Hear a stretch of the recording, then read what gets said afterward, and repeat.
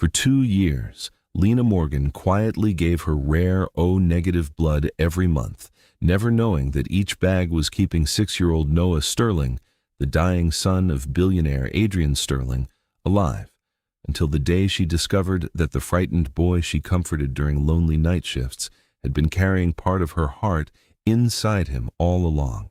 6-year-old Noah Sterling lay pale and weak in a private room on the 8th floor of Sunrise Children's Hospital.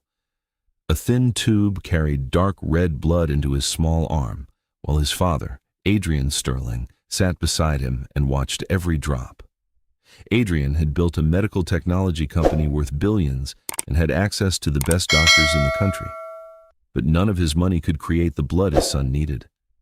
Noah was O-negative, yet his illness caused his immune system to reject most donated blood. Only blood with an extremely rare antigen profile could be given to him safely. For 2 years, nearly every successful match had come from the same anonymous woman. She had returned 24 times without knowing the name, age, or family of the person receiving her blood. Noah opened his tired eyes and stared at the bag beside him. "Does she know she's helping me?" Adrian held his son's hand tighter. "I don't know, buddy. But one day, I'm going to thank her." 4 floors below, Lena Morgan sat in a worn donation chair with gauze pressed against her arm. She had just finished a 12-hour night shift, and her feet ached inside her old work shoes. A half-eaten cracker rested in her hand, but the hospital was short-staffed, and a cleaning cart was already waiting for her. Lena had O-negative blood with a rare antigen combination that made her donations especially valuable.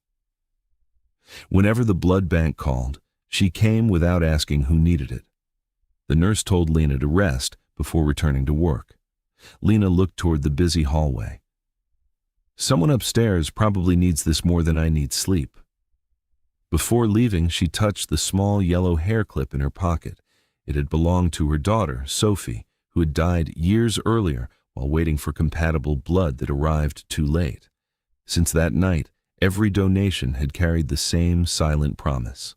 Another child would not be left waiting if Lena could help. A note had been taped to the cleaning cart. "Room 418. Blood spill. Urgent." Lena pushed the cart down the hall, still dizzy from the donation. Inside the room, blood covered part of the floor after an elderly patient's IV had come loose.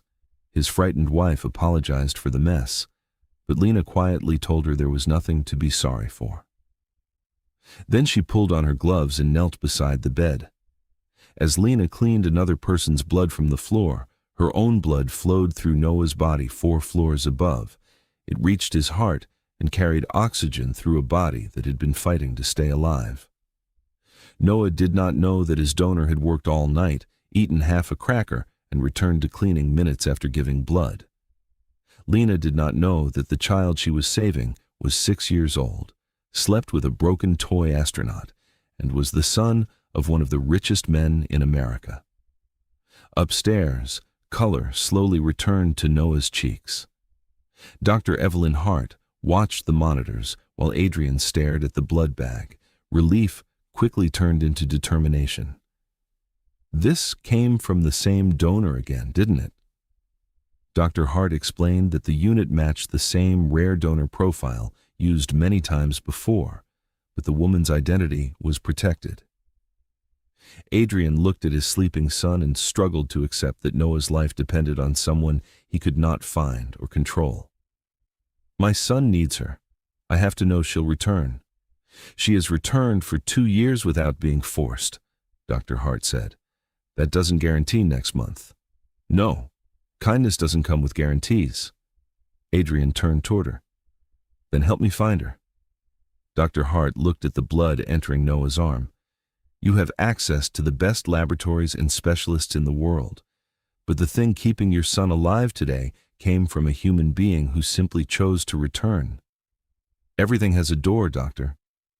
Not every door should open for money." Adrian said nothing. He watched Noah breathe more easily and realized that an unknown woman had given his son another morning, another chance, and another month of life. He placed a hand against the bed and silently promised that he would find her. 4 floors below, Lena finished cleaning the blood from the floor and pushed her cart toward the next room. Her sleeve slipped back, revealing the fresh white bandage on her arm. Doctors walked past without looking, and no one asked why she appeared so tired. Lena had no idea that one of the most powerful men in America had begun searching for her. Adrian had no idea that the woman keeping his son alive was someone he had already walked past many times without ever seeing. Lena Morgan knew Sunrise Children's Hospital better at night than most doctors knew it during the day. She knew which elevator shook before stopping on the 6th floor, which vending machine gave 2 bags of chips for the price of 1, and which children cried only after their parents had gone home. At 32, she worked 6 night shifts a week as a patient care aide, usually from 7 in the evening until 7 the next morning. She changed sheets, cleaned rooms, delivered meals, carried weak children to tests, and helped nurses with anything that did not require a medical degree. Her name was printed clearly on the badge above her heart, but few people ever read it. To most of the hospital, she was simply the woman who appeared when something spilled, someone vomited, or a frightened child needed to be moved. Wealthy families on the private floors were often too worried to notice her. They handed Lena empty coffee cups while she was carrying clean linens or placed coats in her arms without looking away from their phones. Some spoke about her while she stood in the room, as though she were part of the furniture. Lena rarely corrected them. She understood that fear could make people careless, and almost every family inside the hospital was afraid of something. Still, there were nights when being invisible felt heavier than the bags of dirty sheets she carried down the hall. What people did not see was that Lena remembered nearly every child's name. She knew that 9-year-old Tyler needed his stuffed dog beside him before a blood test. She knew that little Grace hated apple juice, but would drink orange juice if it came with a purple straw. She knew which children had parents sleeping in the chairs beside them, and which ones watched the door long after visiting hours ended. Lena could not change their test results or promise they would go home soon, but she could straighten a blanket, warm a meal, or remain in the room until the darkness felt less frightening. That night, she entered room 412 and found 8-year-old Emily sitting upright in bed. Her room had already been cleaned, but tears ran silently down the girl's face. Emily's mother had gone home to take care of 2 younger children, promising to return before the morning procedure. The nurses were busy with an emergency, and Emily was trying hard not to call for anyone. She gripped the edge of her blanket and stared at the door as if looking long enough might bring her mother back. Lena set down her stack of towels and sat beside her. She did not offer false promises or tell Emily that the procedure would not hurt.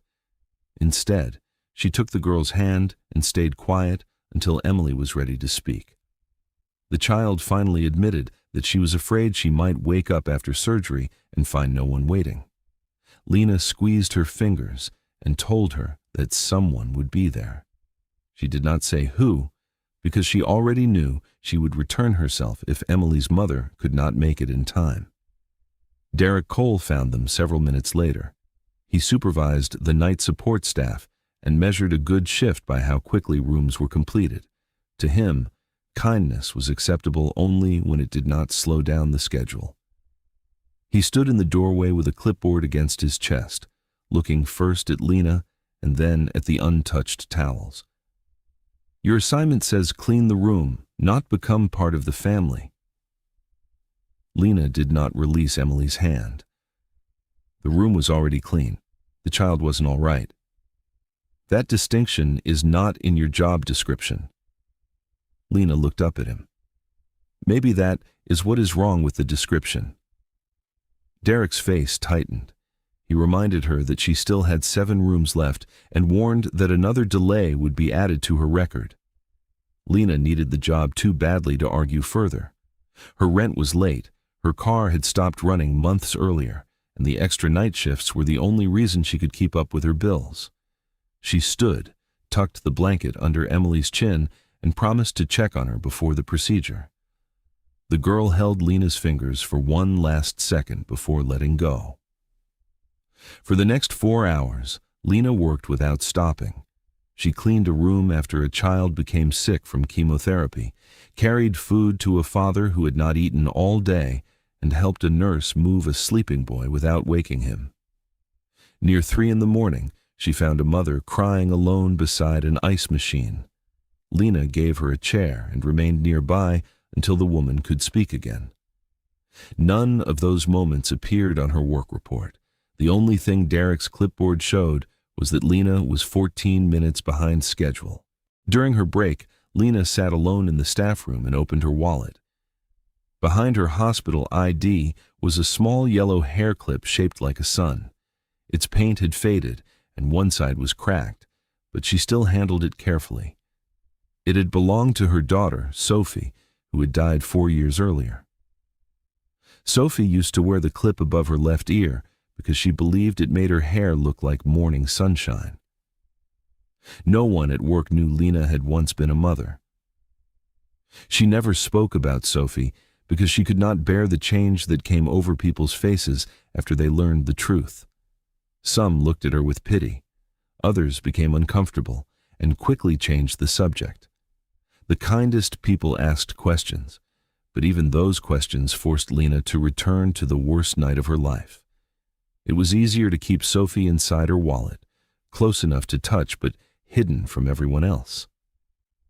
Sophie had died while waiting for compatible blood. Lena still remembered the hospital staff checking the clock and making phone calls while her daughter grew weaker beside her. The blood had finally arrived, but too late to change anything. Since then, Lena could never walk past a frightened child without thinking of Sophie waiting in that bed. She knew she was not supposed to become attached to patients, but grief had taught her that sometimes 5 quiet minutes beside a child mattered more than an empty trash can. Before sunrise, Lena returned to Emily's room. The girl was asleep, and her mother had not yet arrived. Lena placed a paper sun on the bedside table and wrote 3 words beneath it. "I'll be here." Then she finished the last room on her list, restocked her cart, and carried the final bag of linens downstairs. By 7 a.m, her feet ached, her eyes burned, and every part of her body begged for sleep. The hospital exit stood only a few yards away. Through the glass doors, Lena could see the sky beginning to brighten and the first city buses moving along the street. She could have gone home, closed the curtains, and slept until her next shift. Instead, she stopped beside the doors and reached into her wallet. Her thumb rested against Sophie's yellow hair clip. Then, Lena turned away from the morning sunlight and walked deeper into the hospital. At the end of the hallway, the blood donation center had just opened. A nurse behind the desk recognized Lena and smiled as she approached. Lena signed her name, rolled up her sleeve, and took a seat in the familiar chair. It was her 24th donation. 4 years earlier, Lena Morgan had been sitting beside another hospital bed, holding the hand of a different child. Her daughter, Sophie, was 7 years old and had always been healthy until a severe infection changed everything in less than 2 days. At first, the doctors said it was treatable. Then Sophie began bleeding internally, and her blood pressure dropped so quickly that the nurses stopped speaking in normal voices. Monitors appeared beside the bed, more doctors entered the room, and Lena was asked to stand against the wall while they tried to keep her daughter alive. She remembered staring at Sophie's yellow, sun-shaped hair clip, still fastened above her left ear, because looking at anything else felt too frightening. The local hospital did not have the right blood available. Sophie needed O-negative blood with a rare antigen combination, and the few units stored nearby were not safe for her. A compatible unit was found at a hospital in another city more than an hour away. The staff promised it was already on the road, but traffic had stopped after a major accident closed part of the highway. Every few minutes, someone called for an update, Each time the answer was the same. The blood was coming, but it was not there yet. Lena sat beside Sophie and tried not to look at the clock. Her daughter was growing weaker, but she was still awake enough to notice the fear on her mother's face. Sophie had always hated seeing Lena cry, even when she was the one in pain. She reached up with a cold hand and touched her mother's cheek. "Does donated blood know which child is waiting for it?" Lena forced herself to smile and held Sophie's fingers against her face. "It always finds the child who needs it." Sophie seemed comforted by the answer. Her eyes closed, then opened again a few minutes later, but each time she woke, she looked more tired. Lena kept talking to her, telling her about home, the pancakes they would make on Sunday, and the new shoes Sophie wanted for school. She spoke as if the future was certain because she believed a mother's voice could hold a child in the world. The doctors continued working, but their movements became more urgent. One nurse stepped into the hallway to cry before returning to the room. The compatible blood arrived 68 minutes later. A staff member ran through the emergency entrance carrying the cooler against his chest. By then, Sophie's heart had already stopped. The doctors tried to bring her back while the blood bag waited unopened on a nearby table. Lena watched that bag and understood that it had done exactly what everyone promised. It had arrived. It had simply arrived after Sophie no longer needed it. For months after the funeral, Lena could not pass a hospital without feeling sick. She avoided news stories about blood drives and changed the television channel whenever she saw a child in a hospital bed. She kept Sophie's room exactly the same, including the books beside her pillow and the sweater hanging behind the door. The yellow hair clip remained in Lena's closed hand during the funeral, leaving a small mark in her palm. It became the one thing she carried everywhere, even when she could not explain why. Several months later, a hospital social worker contacted her about Sophie's medical records. During the conversation, Lena learned that her own blood had never been tested beyond the basic type. She agreed to join a donor screening program, partly because she wanted answers, and partly because she had stopped knowing what else to do with her grief. The results showed that Lena was O-negative and lacked several common red cell antigens. Doctors explained that this combination made her blood unusually valuable for patients who had developed dangerous reactions to standard transfusions. The information hurt more than Lena expected. She had spent months asking why the right blood had not reached Sophie in time, only to discover that blood like it had been inside her own body. The doctors assured her that she could not have donated during the emergency and that a parent's blood was not automatically safe for a child. None of that stopped the guilt from entering her mind. For several nights, Lena lay awake wondering whether there had been something she should have known or done. A blood bank specialist finally told her that grief often searches for someone to blame, even when no one is responsible. Then he asked whether she would consider joining the National Rare Donor Program. Lena stared at the form for a long time. Signing it would not bring Sophie back. It would not erase the empty bedroom or the memory of an unopened blood bag arriving minutes too late.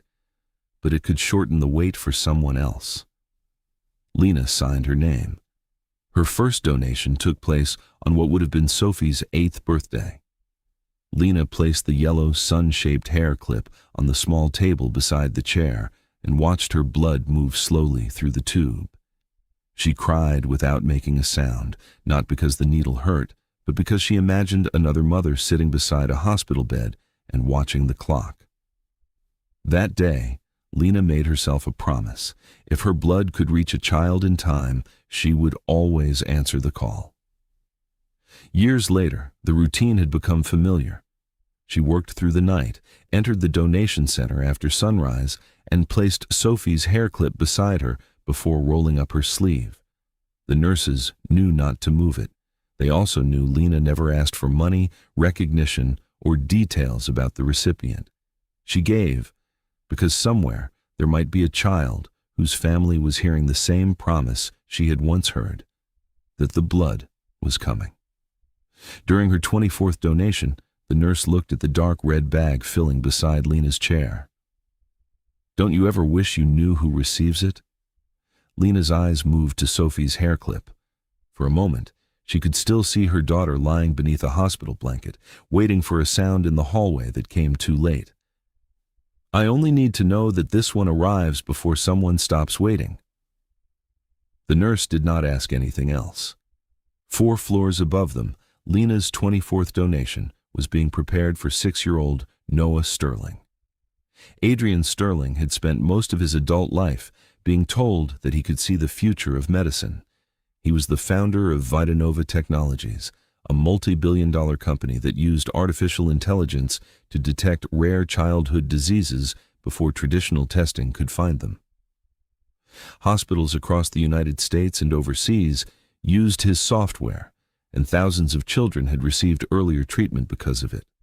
His face appeared on business magazines beneath words like visionary, innovator, and the man redefining medicine. At conferences, doctors stood in line to shake his hand. Parents wrote letters thanking him for helping save children he would never meet. Inside Sunrise Children's Hospital, those achievements meant very little. Adrian's software had helped identify Noah's bone marrow disorder, but it could not treat it. It could study millions of medical records, predict complications, and search donor databases within seconds. It could not create the rare blood his son needed. Each time Noah's condition worsened, Adrian had to sit beside the bed and wait for another human being to give away part of herself. That helplessness changed him. At work, Adrian was calm and controlled, even when millions of dollars were at risk. In Noah's hospital room, he questioned every delay and demanded explanations from anyone who entered. He asked for second opinions before the first doctor had finished speaking. He called specialists at home and expected immediate answers. Adrian loved his son more than anything in the world, but fear made that love hard and impatient. He treated every crisis as if it could be solved by applying enough pressure. His phone contained the names of investors in London, Tokyo, and Dubai.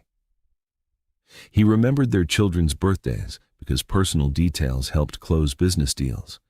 Yet, he could not name the woman who replaced Noah's sheets each night, or the aide who warmed his food when he was too sick to eat. People entered the room, completed their work, and disappeared into the hallway. Adrian saw uniforms, not faces. He noticed them only when something had gone wrong. That afternoon, Noah slept while the final drops of Lena's blood moved through the tube. His color had improved, and his breathing was steady again. Adrian sat in the chair beside him, studying the monitor as if the numbers might suddenly explain how long this small victory would last. Dr. Evelyn Hart reviewed the latest results and told him the transfusion was working as expected. Noah was stable for now, but he would likely need another compatible unit within weeks. The word weeks filled Adrian with anger. He had just watched his son move away from the edge, and already they were talking about the next time he might be pulled back toward it. He stood and walked to the window, looking down at the city. Somewhere below, people were going to work, buying breakfast, and making plans for the weekend. His son's future depended on a blood bag that did not yet exist. "Tell me what it costs to guarantee that blood will be waiting next month." Dr. Hart closed Noah's chart. "The thing you need has no purchase price. It lives inside another person." "Then compensate them." "A gift forced by desperation is no longer a gift." Adrian turned toward her. To him, compensation was practical. People worked because they were paid. Companies delivered because contracts required them to. If Noah needed one person's blood, Adrian wanted that person protected, rewarded, and committed to a schedule.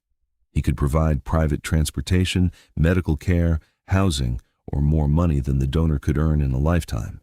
He believed he was offering security, not pressure. Dr. Hart understood the danger he did not.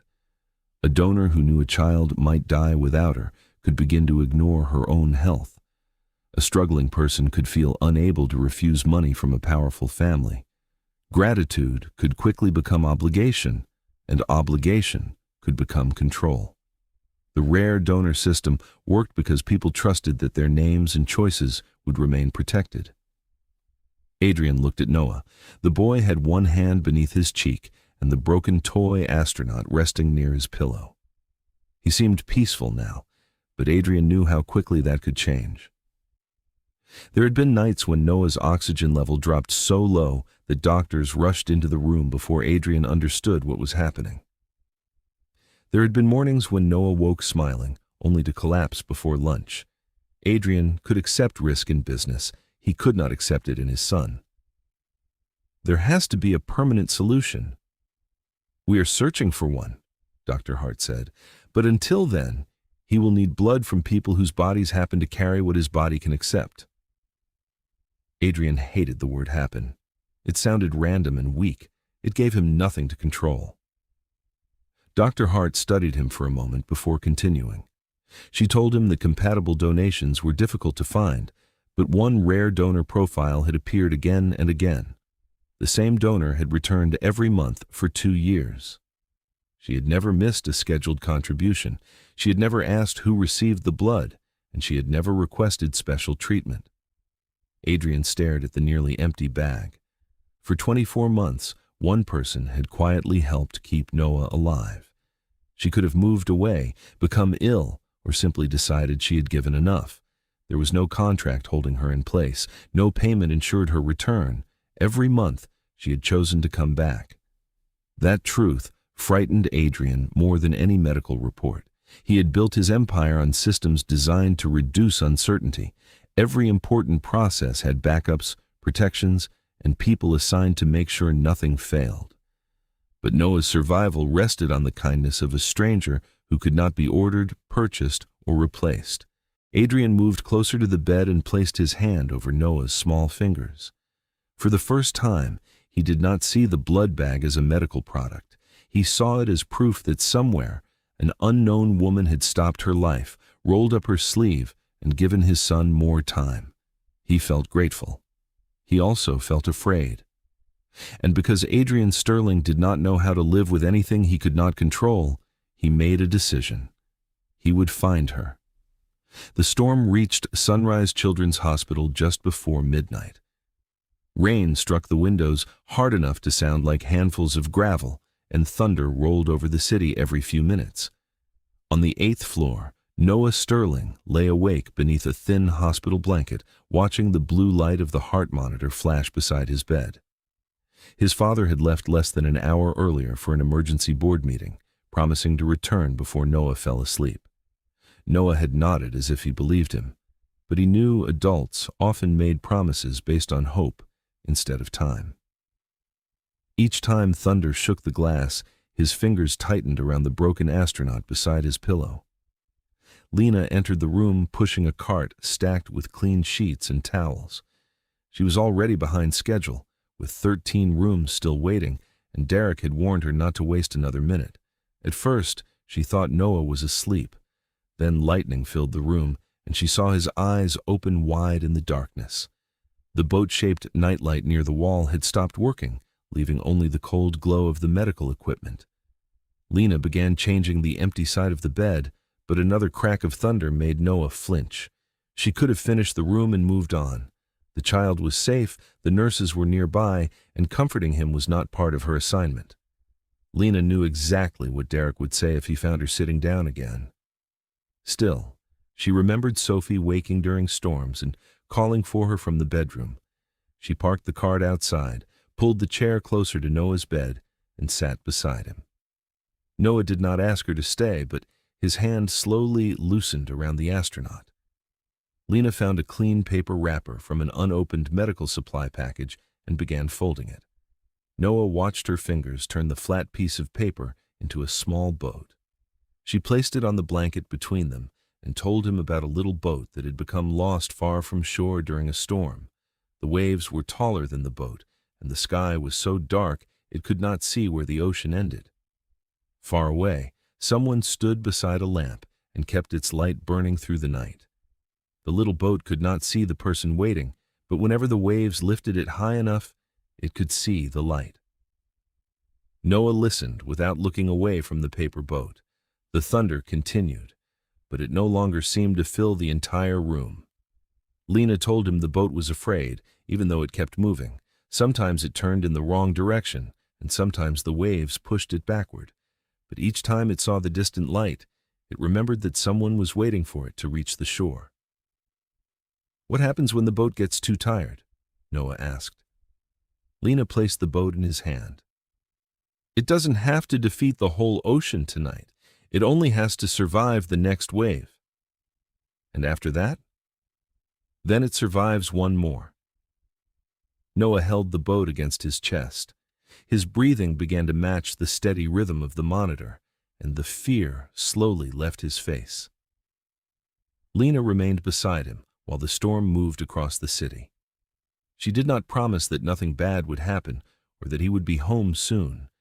Children in hospitals heard too many promises that adults could not keep. Instead, she told him that being scared did not mean he was losing. It only meant the storm was loud. After a while, Noah asked whether the person holding the lamp ever became tired. Lena looked toward the dark window. She thought of parents sleeping in waiting rooms, nurses working double shifts, and people giving blood to strangers they would never meet. She thought of Sophie's yellow hair clip inside her wallet. "Probably," she said, "but sometimes people keep a light on because they know someone else is looking for it." Noah became quiet. His eyes were almost closed when he suddenly reached beneath his pillow and pulled out a folded sheet of drawing paper. He had drawn a woman with long arms and a large red heart painted near one elbow. The lines were uneven, and one hand had 6 fingers, but the woman stood taller than everything around her.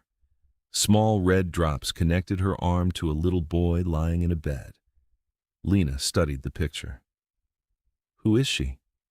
Noah's voice was soft with sleep. "The lifeline lady. She gives me blood when my body forgets how to be strong." Lena felt a small ache in her chest.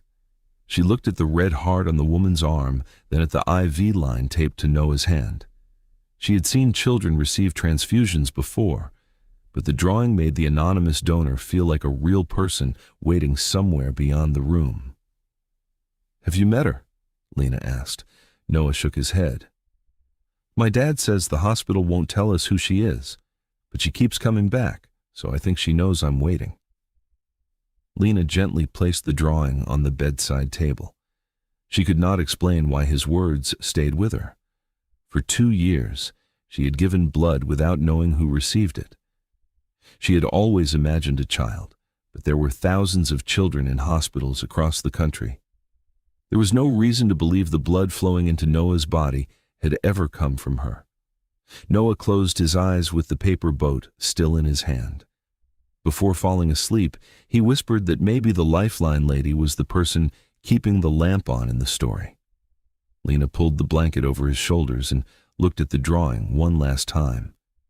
Then she returned to her card and continued down the hall, unaware that she had just comforted the same child her blood had been keeping alive for nearly 2 years. After the night of the storm, Noah began waiting for Lena. He did not know her schedule, but he learned to listen for the squeak of her cleaning cart outside his room. Some nights she appeared before midnight. Other nights she did not arrive until the halls had gone quiet and the nurses had dimmed the lights. She always had work to do, yet she found a reason to stay for a few minutes. Sometimes she folded another paper animal. Sometimes she told him a short story. When he was too tired to talk, she simply sat beside him until he fell asleep. In Noah's mind, Lena and the lifeline lady were 2 completely different people. Lena belonged to the night. She wore faded blue scrubs, smelled faintly of soap, and knew how to make the machines seem less frightening. The lifeline lady belonged to the blood bags that appeared whenever his body became weak. Noah imagined her living somewhere far away, waiting for a phone call before rushing to save him. He pictured her wearing a red coat and carrying a bright light like the person standing on the shore in Lena's story. One night, Lena entered his room to collect a meal tray and found him studying his own hands. His fingers were thin and small bruises covered the skin near his IV. Lena moved the tray aside and checked that his blanket was warm enough. Noah reached for her hand before she could leave. He turned it over and looked at the rough skin across her palm, the short nails, and the small cracks caused by cleaning chemicals. "I think the Lifeline lady must have hands like yours." Lena sat beside him. "Why do you think that?" "Because when your hand is here, the machines don't sound as frightening." His words caught her off guard. Lena looked toward the monitor, which continued beeping at the same volume as before. Nothing in the room had changed, yet Noah was right. Fear could make a quiet sound seem enormous, and comfort could make that same sound fade into the background. She gently closed her fingers around his hand and remained there. Noah told her that he sometimes spoke to the Lifeline lady before a transfusion. He knew she could not hear him, but he thanked her anyway. He said he wished he could tell her that her blood helped him feel warm again and made it easier to breathe. Lena listened with a strange heaviness in her chest.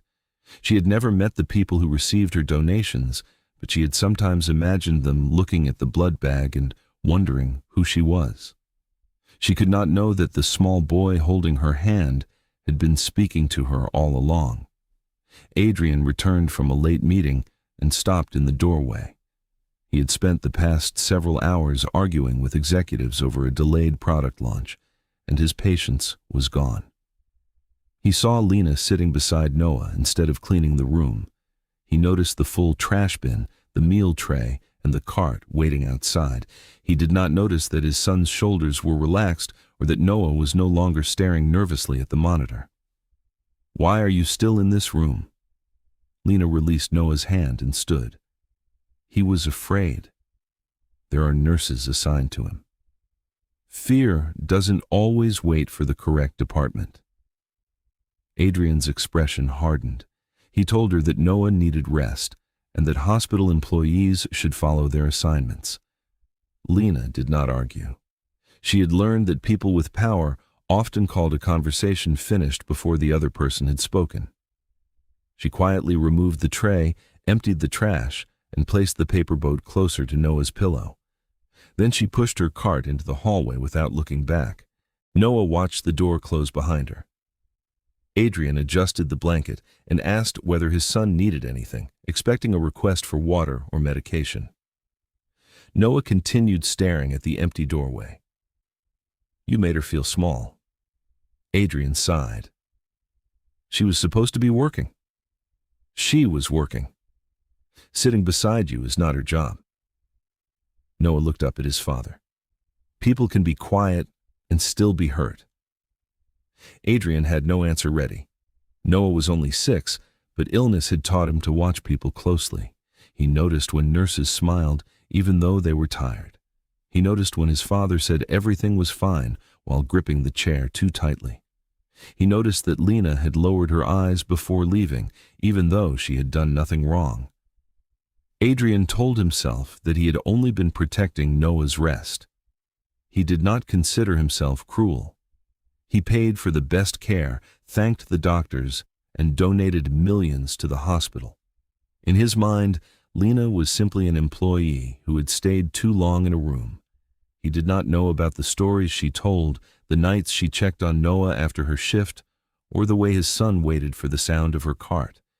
He did not know that she understood Noah's fear better than many people with medical degrees. After Noah fell asleep, Adrian noticed the paper boat beside his pillow. Its folds were uneven, and one corner had begun to tear from being held too often. Adrian picked it up, turned it over, and placed it back where he found it. He wondered briefly why his son cared so much about a piece of paper. Then his phone rang, and the thought disappeared. He never asked who had made the boat. The report was waiting on Derek Cole's desk before Lena's shift ended. He had written that she had spent unauthorized emotional time with patients and had repeatedly failed to follow the expected pace of the night team. The words made her kindness sound like misconduct.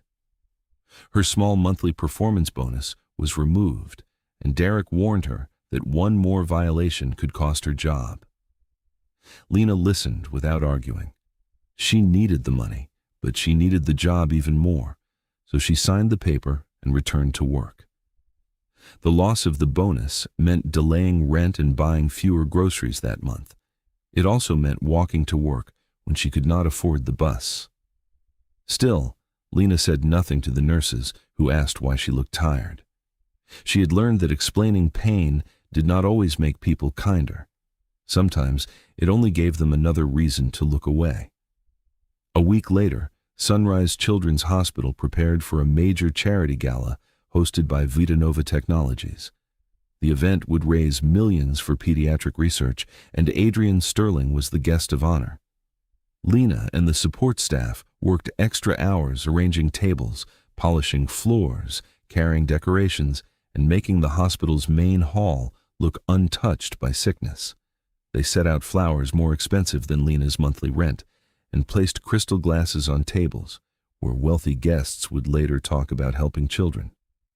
By late afternoon, the room looked beautiful. Lena stood near the entrance, rubbing the ache in her lower back, when Derek told the support staff to leave before the guests arrived. They had been good enough to build the room, but not important enough to stand inside it.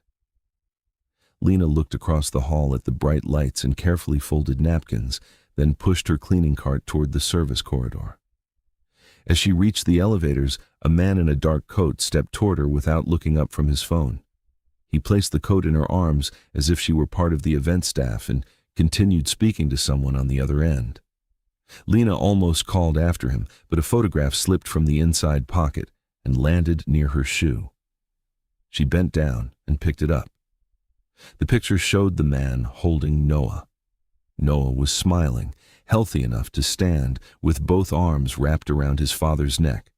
Lena looked from the photograph to the man walking away and understood that he was Adrian Sterling. She had seen his face on hospital posters and in business magazines, but she had never connected it to the tired father who entered Noah's room late at night. For a moment, the two worlds came together. The quiet boy who held paper boats and feared the sound of machines was the son of the billionaire whose company name covered the gala walls. Lena understood now why Noah had a private room, why specialists visited at all hours, and why his father always seemed to be fighting the entire hospital. Yet none of it changed the way she saw Noah. To her, he was still a frightened 6-year-old who needed someone to stay when the thunder came. Adrian ended his call and finally turned back. Lena handed him the photograph in the coat. "This fell from your pocket." He glanced at the picture, thanked her without reading her badge, and walked into the ballroom. By the time he reached the doors, he had already forgotten her face. Lena remained in the hallway for a moment, holding the empty space where the coat had been. She knew now that Noah was wealthy. She still did not know that the blood keeping him alive was hers. That evening, while the gala guests applauded speeches about compassion and medical progress, Lena cleaned the floors outside the hall. Through the closed doors, she heard Adrian speak about saving children through technology. The audience stood for him. No one saw Lena kneeling near the wall, removing a dark stain from the carpet. Near midnight, her phone vibrated inside her pocket. The message came from the Blood Donation Center. Her latest test results showed that her iron level had fallen dangerously low. The doctor recommended postponing her next donation and warned that continuing too soon could put her health at risk. Lena read the message twice. Then she looked through the glass doors toward the ballroom, where Noah's father stood beneath bright lights while people praised him for saving children. For the first time in 2 years, Lena did not know whether she would be able to return when someone needed her. The morning after the gala, Lena returned to the Blood Donation Center and asked for another test. She had spent the night telling herself that the first result might have been wrong, but the new numbers were even worse. Her iron was dangerously low, and her body had not recovered from the last donation. The nurse explained that giving blood again could cause severe anemia, fainting, heart problems, or an injury during one of her long shifts. Lena listened, but all she could think about was Sophie waiting in a hospital bed while compatible blood sat inside a vehicle trapped on the highway. To Lena, postponing a donation did not feel like protecting herself. It felt like choosing to let another child wait. The nurse placed Lena's donor file on the desk and spoke more firmly than before. "Your body cannot give this time." Lena stared at the small bandage mark still fading on her arm. For 2 years, that arm had been the answer whenever the blood bank called. It was difficult to accept that kindness had limits, especially when those limits belonged to her own body.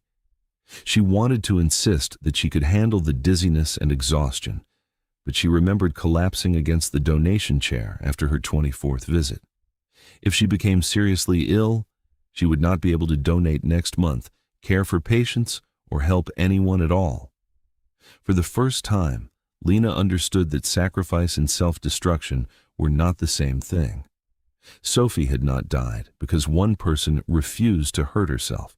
She had died because the right donor, the hospital, and the transportation system had not connected in time. Lena could not become an entire system by herself. She took a slow breath, pulled out her phone, and looked at the nurse. "Then I'll give my time, my voice, and every mile I can travel." The nurse watched as Lena opened the list of contacts from the rare donor community. If Lena could not fill the next blood bag, she would find someone who could. She began calling people before leaving the center. She contacted blood banks in 3 neighboring states, churches that hosted donation drives, community health groups, and former donors whose numbers had been shared through the emergency registry. Many people wanted to help, but kindness alone did not make their blood safe. Noah's unusual antibodies meant most O-negative donors were still incompatible. Some donors had moved, some were sick, and others had given too recently. By the end of the afternoon, Lena had made 37 calls and heard 37 versions of the same answer: not a match, not available, or not soon enough. She continued from the break room during her night shift, writing names and numbers on the back of old supply forms. Derek warned her to put the phone away, so she made calls from stairwells and empty hallways whenever she had a free minute. She did not know Noah was the patient depending on the rare blood. She knew only that somewhere in the hospital system, a child might need the same kind of unit she had provided for 2 years. Every unanswered call brought back the sound of doctors asking for updates while Sophie grew weaker. Lena refused to let that memory become the end of another child's story. Shortly before dawn, a regional blood bank coordinator called with a possible match. His name was Thomas Reed, a 54-year-old city bus driver who had donated O-negative blood years earlier but had never completed advanced antigen testing. His old records showed several markers that might match the rare profile. Thomas lived almost 70 miles outside the city and was scheduled to begin his bus route that morning. Lena called him immediately, expecting another voicemail, but he answered after the 3rd ring. Thomas listened as Lena explained that a child might need his blood. She could not promise that he was compatible, and she could not tell him who the patient was. There was a long silence before he agreed to be tested. He said he had 2 grandchildren and understood what it meant for a family to wait beside a hospital bed. Lena closed her eyes, feeling hope for the first time since the warning about her iron. After dozens of failed calls, one stranger had simply said yes. The blood center arranged for Thomas to travel to Sunrise Children's Hospital that afternoon. Lena sent him the address, the name of the coordinator, and instructions for the testing process. Before ending the call, Thomas told her not to worry. He had driven through snowstorms, blackouts, and flooded streets during 26 years behind the wheel of a city bus. He would be there. By noon, the sky over the region had turned almost black. Weather alerts began appearing on every phone in the hospital. A record-breaking storm had stalled over the city, dropping rain faster than the drains could carry it away. Highways closed one after another, bridges disappeared beneath rising water, and emergency crews warned people not to travel. Lena stood near a hospital window and watched the parking lot begin to flood. Then her phone rang. Thomas was stranded on the far side of the city. The road ahead of him was underwater, and every safe route to the hospital had been closed. Lena pressed the phone against her ear and looked up toward the patient floors. She had finally found someone whose blood might save a child. Now, she had to find a way to bring him through the storm. Noah's condition changed shortly after noon. One moment, he was sitting up in bed, trying to draw another paper boat. The next, blood began running from his nose and would not stop. Dark bruises appeared beneath his skin, and his breathing became fast and shallow. Nurses rushed into the room while Dr. Evelyn Hart ordered emergency tests. Within minutes, the private room on the 8th floor filled with machines, medication carts, and people speaking in short, urgent sentences. The results were worse than anyone expected. Noah's blood counts had collapsed, and his body was no longer carrying enough oxygen to protect his organs. The last compatible unit in the hospital had already been used during his previous transfusion. Dr. Hart searched the National Rare Donor Database again, but no tested unit was available close enough to arrive in time. Several possible donations existed in other states, yet the storm had closed highways and grounded nearly every flight. Adrian stood beside the bed, watching a nurse wipe blood from Noah's face. He demanded that the hospital search again, then called Vita Nova's private aviation team. His company owned 2 aircraft and had access to several more through business partners. He ordered one plane to collect blood from another state, but the airport refused permission to take off. Winds were too strong, visibility was almost gone, and lightning had already struck near one runway. Adrian called state officials, hospital directors, and people whose private numbers most families could never reach. He contacted emergency agencies and even asked whether a military aircraft could be used. Each person promised to check, but every answer ended the same way. The blood existed somewhere. No one could move it through the storm quickly enough. Dr. Hart asked Adrian to step into the hallway while the nurses stabilized Noah. She explained that without compatible blood, his organs would begin to fail. His kidneys would slow first, then his heart would be placed under more pressure than it could survive. They had approximately 6 hours before the damage could become irreversible. Adrian stared at her as if refusing to understand might change the facts. He had spent years telling investors that technology could remove distance, delay, and human error from medicine. Now, a bag of blood was trapped on the other side of a storm, and his son might die because no machine could carry it through the sky. "I will pay whatever it takes. Put the blood on any aircraft that can fly." Dr. Hart did not raise her voice. "You are trying to purchase time." "Yes, time does not accept wire transfers." "Accept wire." The words stopped him. For the first time, Adrian had nothing to offer. His money could pay for aircraft, pilots, fuel, and entire hospital wings, but it could not make the storm move faster. He turned toward the glass door and watched Noah lying beneath the white sheets. The boy looked smaller than he had that morning. Blood stained the tissue beneath his nose, and his broken astronaut rested beside his hand. Adrian returned to the room and sat beside him. He told Noah that the doctors were finding the blood and that everything would be all right. The promise came out too quickly. Noah had heard that tone before. It was the voice his father used when he was afraid, but did not want anyone else to know. Noah reached beneath his blanket and pulled out the paper boat Lena had made during the storm. Its edges were bent from being held so often. He pressed it against his chest and closed his eyes. The storyteller said, "I only have to survive one wave." Adrian looked at the paper boat. Until that moment, he had barely thought about where it came from. He knew only that Noah kept it beside him during tests and transfusions. Now, his son held it like something stronger than medicine. Adrian placed his hand over Noah's fingers. "Then we survived this wave." Noah's voice was weaker when he answered. "And after that, one more."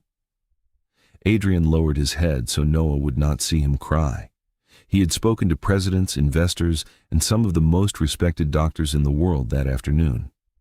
Yet the only words giving his son comfort had come from an unnamed hospital aide with a piece of folded paper. On the fourth floor, Lena was restocking supplies when two nurses hurried past her.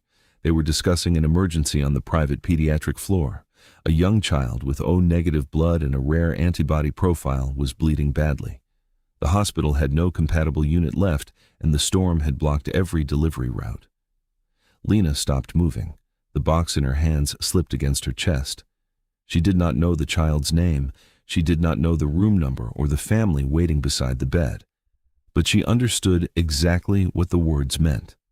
Somewhere upstairs, another parent was watching a clock while the right blood remained out of reach. For a moment, she was back beside Sophie. She heard doctors asking for updates, saw her daughter's pale face, and remembered the unopened blood bag arriving minutes too late. Lena gripped the shelf until the memory passed. Then she pulled out her phone. Thomas Reed was still stranded beyond the flooded roads, but he was the only possible donor they had found. Lena did not know whether she could reach him or how she would bring him to the hospital. She knew only that 6 hours was not enough time to wait for someone else to solve the problem. Upstairs, Noah held the paper boat and fought to survive the next wave. 4 floors below, the woman whose blood had kept him alive for 2 years began searching for a way through the storm. Neither of them knew they were fighting for each other. Thomas Reed's bus was stranded nearly 40 miles from Sunrise Children's Hospital. Floodwater had covered the highway, and the passengers had already been moved to a nearby fire station. Thomas could have stayed there safely until the storm passed, but he remained beside the bus with his phone pressed to his ear, listening as Lena explained that a child might have less than 6 hours left. Emergency services refused to send a vehicle for him because he was not injured or sick. To them, he was a healthy man waiting in a safe place. To Lena, he might be the only person who could keep a child alive. Lena called every transportation company she could find, but most had stopped operating. One private rescue driver agreed to try if she could pay in cash. The price was more than Lena had in her bank account. She checked her wallet, knowing there was nothing inside except a few bills, her hospital ID, and Sophie's yellow sun-shaped hair clip. For 4 years, she had never let anyone else touch it. It was the last thing Sophie had worn before the doctors removed it from her hair. Lena stood beneath the awning of a pawn shop while rain poured across the street. She held the clip in her closed hand for a long time before walking inside. The man behind the counter examined it and told her it was worth very little. Lena knew that was true to everyone except her. She placed it on the glass and asked for only enough money to hire the rescue vehicle. When the man dropped the clip into a small plastic bag, Lena had to look away. The rescue driver picked her up 20 minutes later in an old utility truck with high tires and emergency lights on the roof. The vehicle pushed through water that reached the bottom of the doors. Fallen branches blocked several streets, and traffic lights had gone dark across the city. Lena kept calling Thomas, guiding the driver toward the fire station where he was waiting. Every few minutes, she checked the hospital clock on her phone. Time was moving faster than they were. They reached Thomas after nearly 2 hours. He climbed into the truck wearing his city bus uniform, soaked from helping other passengers through the flood. As the vehicle turned back toward the hospital, Thomas looked at Lena's faded scrubs and tired face. He knew she was not related to the child and that she was not a doctor. He could not understand why she had traveled through a dangerous storm for someone she had never met. "You don't even know the child.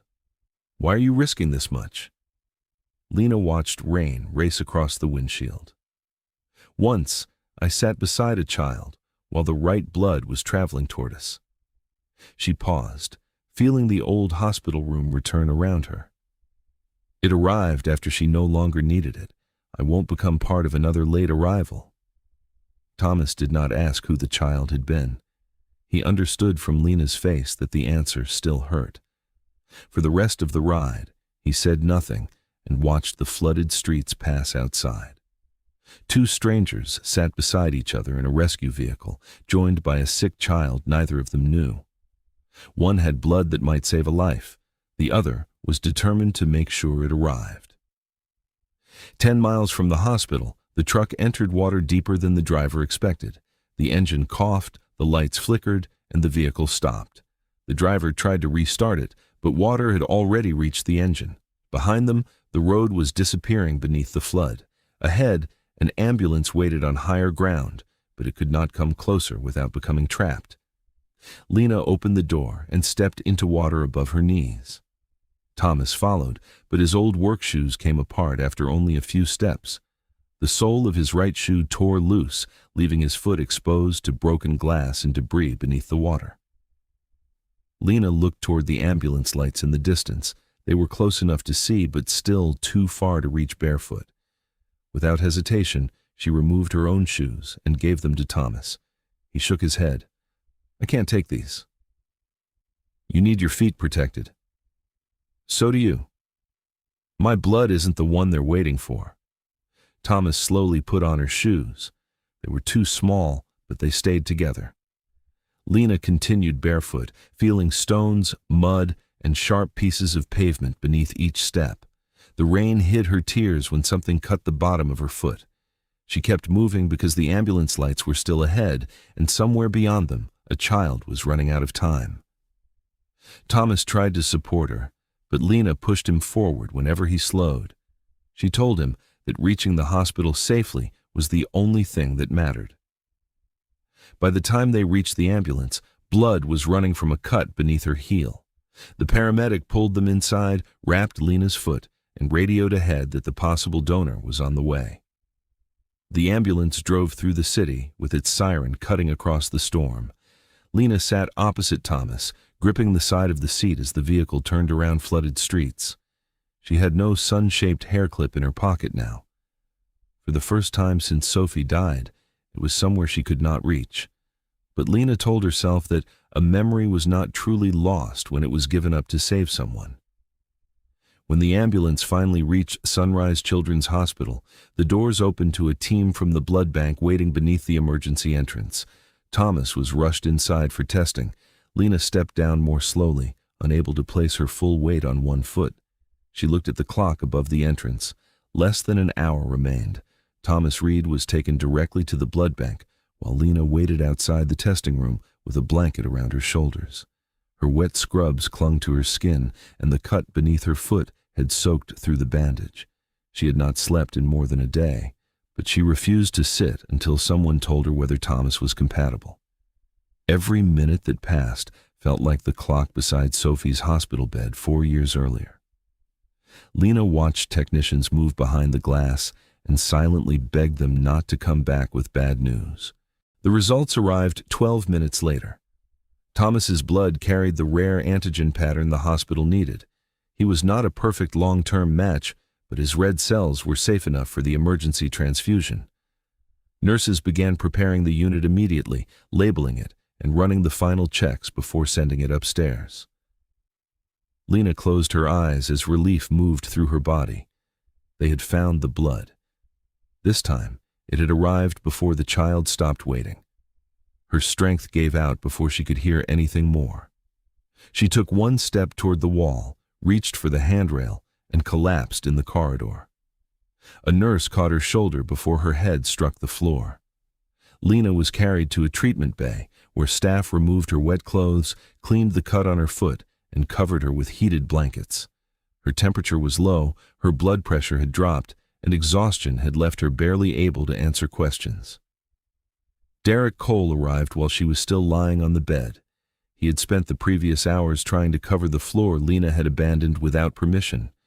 2 rooms had been delayed, a family had complained, and another aide had been forced to stay past her shift. Derek saw a staffing problem before he saw the woman shivering beneath the blankets.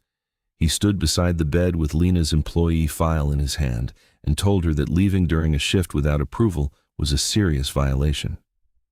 Lena tried to explain that a compatible donor had been stranded outside the city.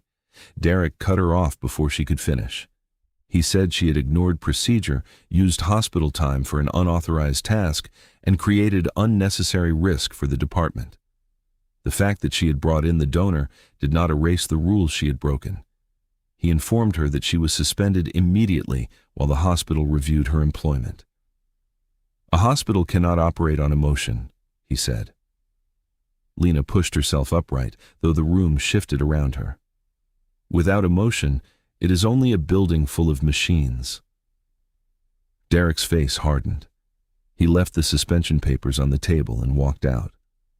Lena watched the door close, too tired to feel anger. She had rent due in less than 2 weeks, no savings, and no idea whether the hospital would allow her to return. Losing her job should have frightened her. Instead, all she could think about was the blood bag being carried upstairs. On the 8th floor, Thomas's blood was connected to Noah's IV. His condition had worsened during the wait. His breathing was shallow, his skin was cold, and the monitor beside him showed a heart struggling to keep up.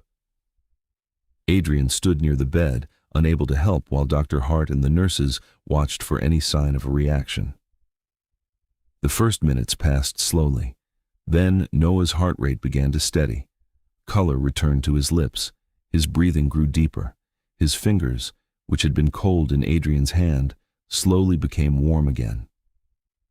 Dr. Hart told Adrian that Noah was responding and that the transfusion had reached him in time. Adrian lowered his head over his son's hand and began to cry. He did not hide it from the nurses.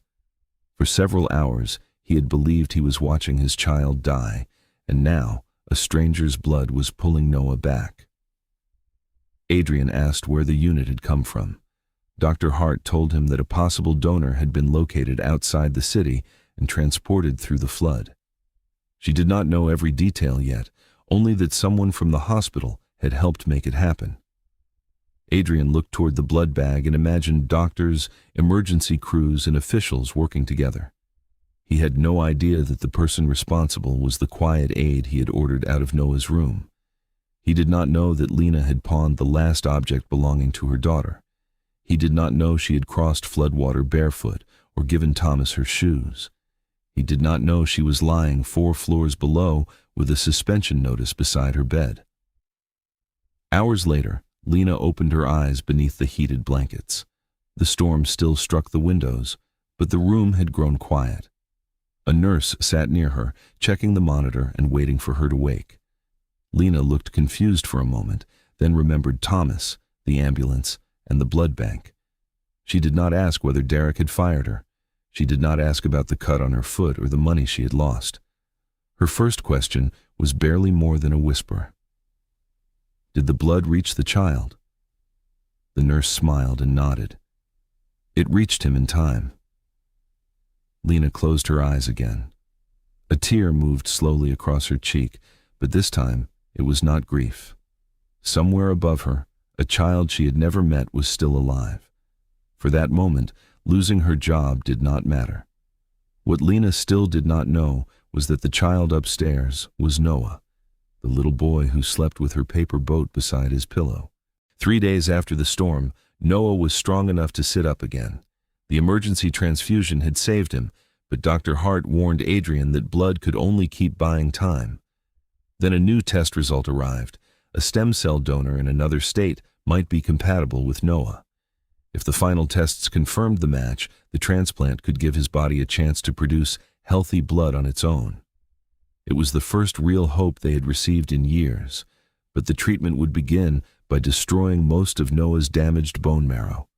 Infection, organ failure, and rejection were all possible.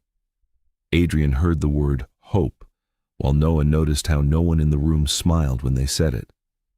Before the treatment began, a hospital charity worker visited Noah with a small blue card. Children preparing for dangerous procedures were allowed to write down one wish. She offered examples: meeting an athlete, visiting a theme park, or receiving a toy he had always wanted. Noah listened politely, then looked at the blood bag hanging beside his bed. For 2 years, someone he had never met had shared part of her life with him. She had returned every month even though she did not know his name, and she had somehow returned again during the worst storm of the year. Noah picked up a marker and slowly wrote, "I want to meet the person who shared her life with me 24 times. Adrian read the card and looked away. He had spent months trying to learn the donor's identity because he wanted control. Noah wanted the same answer for a different reason. He did not want to secure another donation or offer money. He simply wanted the woman to know that he was still alive because she had kept coming back.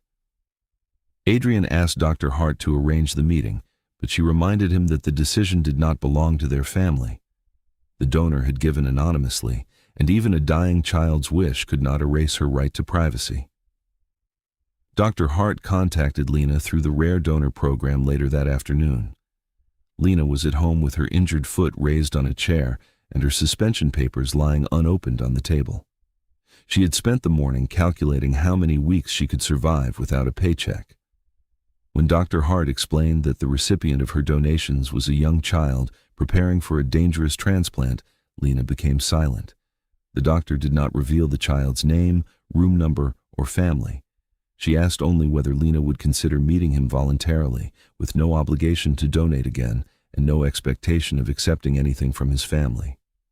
Lena had always believed anonymity protected both sides. A donor should never feel trapped by another person's need, and a patient should never feel that survival had created a debt.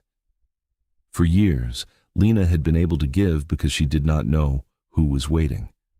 The blood could leave her body without carrying promises, gratitude, or pressure back into her life. Meeting the child would change that. Every future donation might have a face attached to it, and she feared she would no longer know where kindness ended and responsibility began. Then Dr. Hart read Noah's wish aloud. "I want to meet the person who shared her life with me 24 times." Lena closed her eyes. She thought of Sophie waiting for blood that arrived too late. She thought of the unknown child who had survived the storm because Thomas had reached the hospital in time. This child was about to enter a treatment room knowing he might not come out. If meeting his donor could make that fear feel smaller, Lena could not refuse him. "I don't want him to think he owes me anything," she said. "He doesn't," Dr. Hart replied. "He only wants to know that you're real." Lena agreed to the meeting. The following afternoon, she returned to Sunrise Children's Hospital wearing borrowed shoes and using a cane because the cut on her foot had not healed. Without her uniform, she felt like a stranger inside the building where she had spent most of her nights. Staff members passed without recognizing her, and she realized how much of her identity had depended on faded blue scrubs in a cleaning cart. Dr. Hart met her near a private consultation room and promised that Lena could leave at any moment. On the other side of the door, the child and his father were waiting. Lena rested her hand on the handle, but did not open it immediately. She touched the empty place in her wallet where Sophie's yellow hair clip had once been. Then she reminded herself that she had not crossed floodwater, given away her shoes, and lost her job to become afraid of one small room. Dr. Hart opened the door. On the table was a worn paper boat with bent corners. Lena stopped breathing. She knew those folds. She knew the small tear near the front and the uneven line where her tired fingers had pressed the paper together during a stormy night. Slowly, she looked beyond the table toward the hospital bed. The anonymous child she had kept alive for 2 years was no longer a stranger. Lena stood inside the meeting room, unable to move. Noah was sitting on the hospital bed with the paper boat beside him and the drawing of the lifeline lady resting in his lap. Adrian stood near the window, but Lena barely noticed him at first. All she could see was the little boy she had comforted during the storm, the same child who had spoken about an anonymous woman giving him strength every month. For 2 years, Lena had imagined dozens of possible faces whenever she donated blood. She had never imagined the face belonged to a child whose hand she had already held. Noah looked from Lena to the paper boat, then down at the drawing. The woman in the picture had long arms, a red heart near her elbow, and small drops connecting her to a child in a hospital bed. His eyes widened as the truth slowly came together. The night aide who told him stories and the woman he had imagined living somewhere far away were not two different people. They had always been the same person standing in front of him. "You were inside my bedtime stories," Noah whispered. He touched the center of his chest. "And inside me too." Lena covered her mouth as tears filled her eyes. She crossed the room and knelt beside the bed, ignoring the pain in her injured foot. For a moment, she could not speak. She thought of every donation chair, every needle, and every time she had touched Sophie's yellow hair clip while wondering whether her blood would reach someone in time, now that someone was holding her paper boat. "I only gave you a little strength," Lena said. Noah shook his head. "You gave it 24 times. And you chose to keep fighting 24 times. That part belongs to you." Noah reached for her hand. He studied the rough skin across her palm, just as he had done during one of her night visits. Then he placed Lena's hand against his chest, where his heart beat beneath the hospital gown. With his other hand, he touched the center of her chest. Lena felt the small movement of his heartbeat beneath her fingers and had to look away for a moment. It was not Sophie's heartbeat, and Noah was not the child she had lost. But he was alive, and some part of that life had traveled from her body into his. "They don't beat the same way," Noah said. Lena smiled through her tears. "They don't have to." Noah looked at the paper boat. "Maybe they're telling the same story." Lena leaned forward and wrapped her arms around him. Noah held her tightly, as if he had known her much longer than a few nights. In a way, he had. He had carried her blood through birthdays, hospital stays, painful tests, and mornings when his body had been too weak to leave the bed. Lena had carried the idea of him too, even without knowing his name. He had been the unknown child she hoped was still breathing whenever a donation bag left the room. Adrian watched them from across the room. At first, he felt only relief and gratitude. Then, he recognized Lena. She was the aide he had ordered out of Noah's room after finding her beside the bed. She was the woman who had told him fear did not wait for the correct department. She was also the employee to whom he had handed his coat at the charity gala without looking at her face. He remembered placing it in her arms as if she were a coat rack and walking away before learning her name. Other memories returned after that. Adrian had seen Lena pushing carts through hallways, carrying linens, and cleaning near Noah's room. He had passed her in elevators and stepped around her equipment without ever meeting her eyes. She had been close enough for him to touch hundreds of times, yet he had never truly seen her. While Adrian gave speeches about saving children through technology, this woman had been giving his son her own blood. The realization did not make him feel powerful or grateful at first. It made him ashamed. Noah pulled back and showed Lena the drawing. "I made this before I knew it was you." Lena held the paper carefully. "You made me look taller. You were taller in my head." For the first time since entering the room, Lena laughed. It was a small, broken sound mixed with tears, but it made Noah smile. Adrian wanted to join them, yet he felt he had no right to enter the moment. He had spent 2 years believing the anonymous donor was someone he needed to find and secure.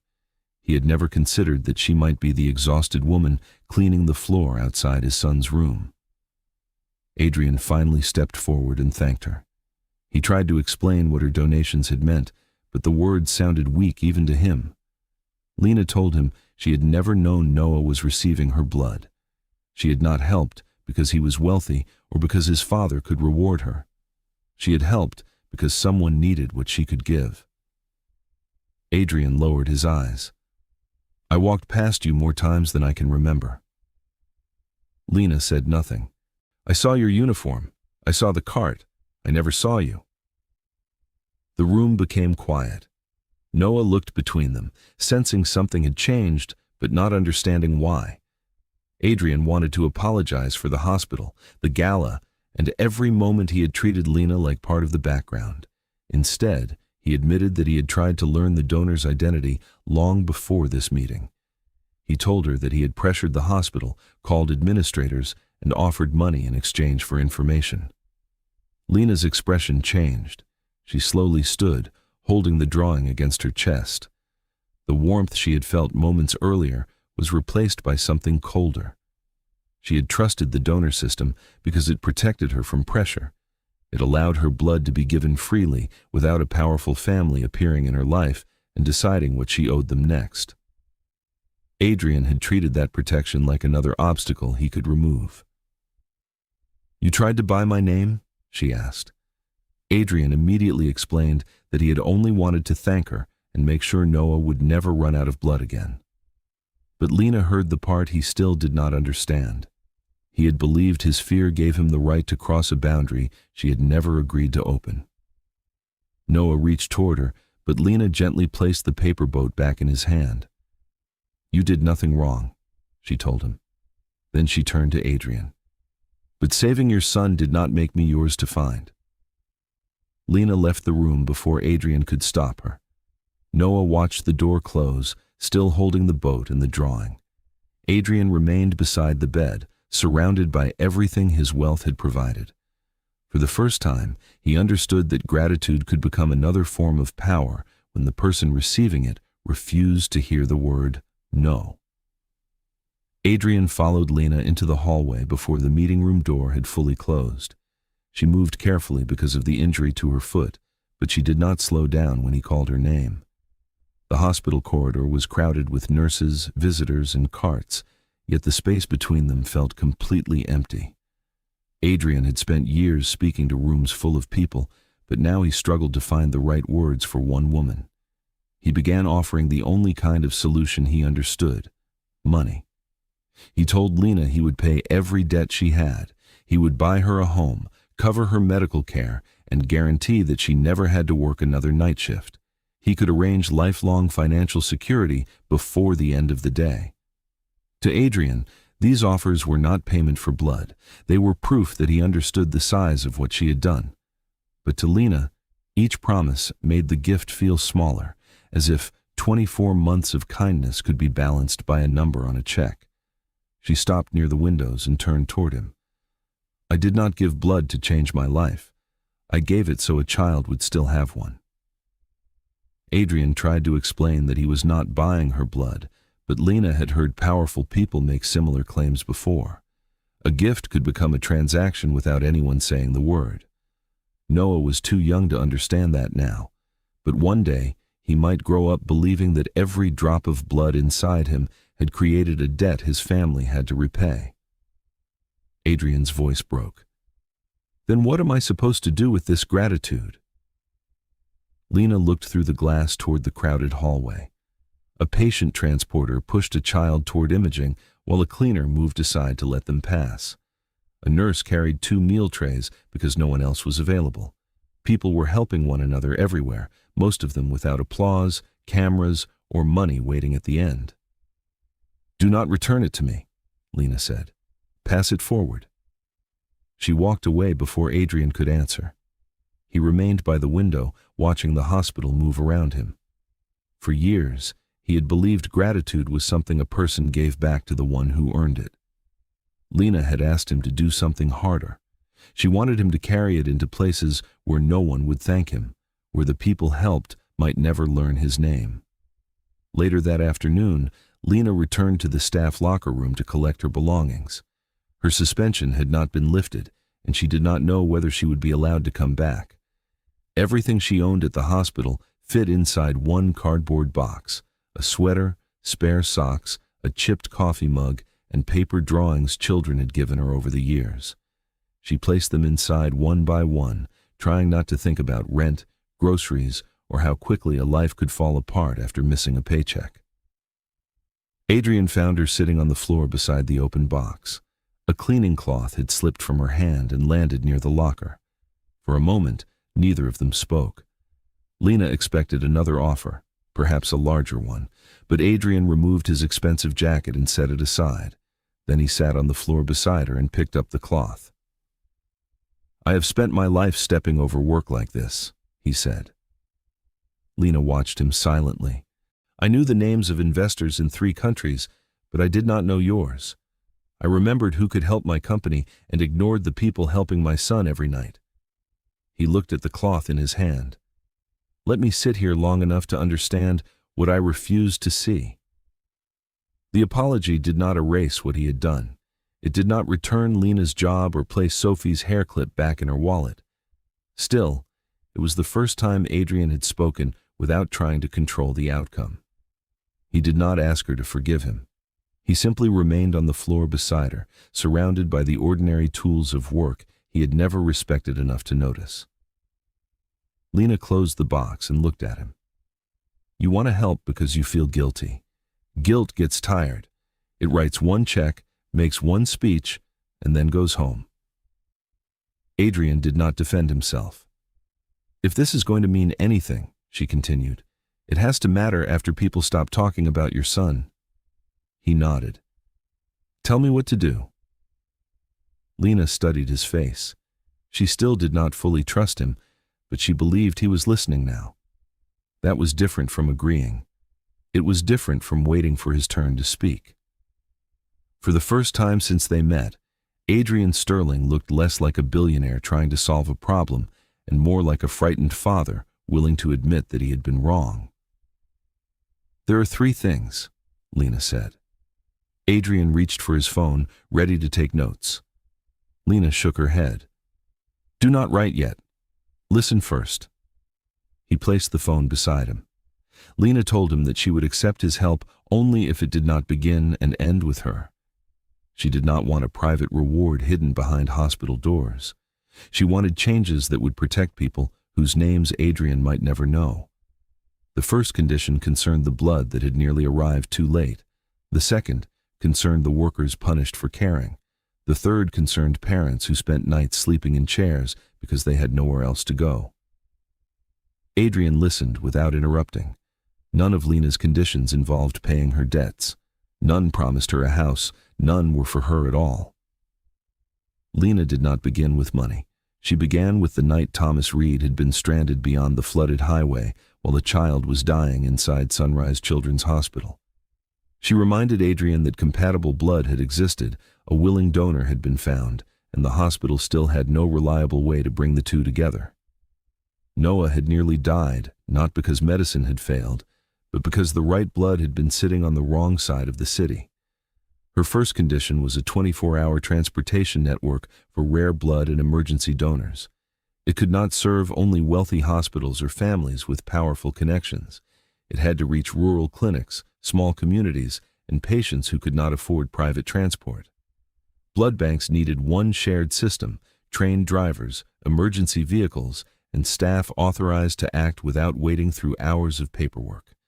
When a match was found, the blood had to begin moving immediately. No child should die because the right blood is trapped behind a closed road, a missing signature, or an unpaid bill, Lena said. Adrian listened without interrupting. His company already had much of the technology required to build such a network. Vitanova could search databases in seconds and predict where shortages might occur. Until then, he had treated transportation as someone else's problem.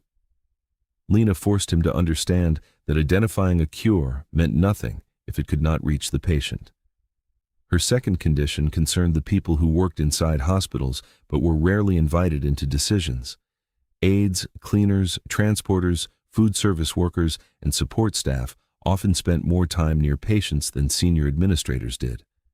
They noticed when a child stopped eating, when a parent disappeared for too long, or when a frightened patient needed help before any alarm sounded.